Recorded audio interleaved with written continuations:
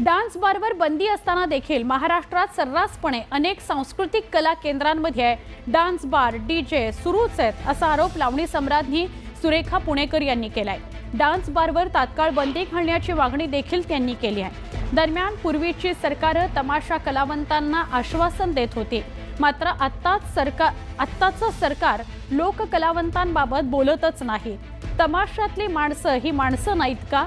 कलावंतांनी तोंड उघडली तर तुम्हाला तोंड दाखवायला जागा उरणार नाही, त्यामुळे शुद्धीवर या, मतांचं राजकारण करू नका, अशा शब्दात ज्येष्ठ तमाशा कलावंत रघुवीर खेडकर यांनी राज्य सरकारला इशारा दिला।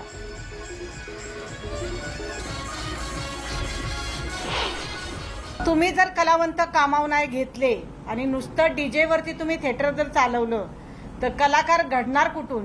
आणि आज कलावंतांवरती उपासमारीची वेळ आल्यामुळं आज 3-3, 4-4, 5-5 लोक एक कलावंतांच्या मागं आहे पोट भरण्यासाठी। आणि मग त्यालाच काम नसलं तर मागची 5 लोक कशी पोट भरणार? हा मग मी काय म्हणते की डान्स बार हा बंदच व्हायला पाहिजे। आम्ही शासन दरबारी सुद्धा आम्ही उपोषण करू। मतावर तुमचं चालू देऊ नका, मताचं राजकारण बंद करा। जरा गोरगरिबांकडे न्यायाने बघा, त्यांना न्याय द्या।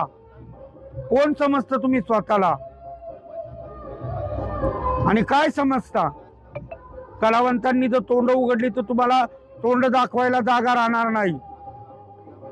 आम्ही वगनाट्याद्वारे गाण्याद्वारे ते सगळं सादर करू, हा इशारा आहे माझा।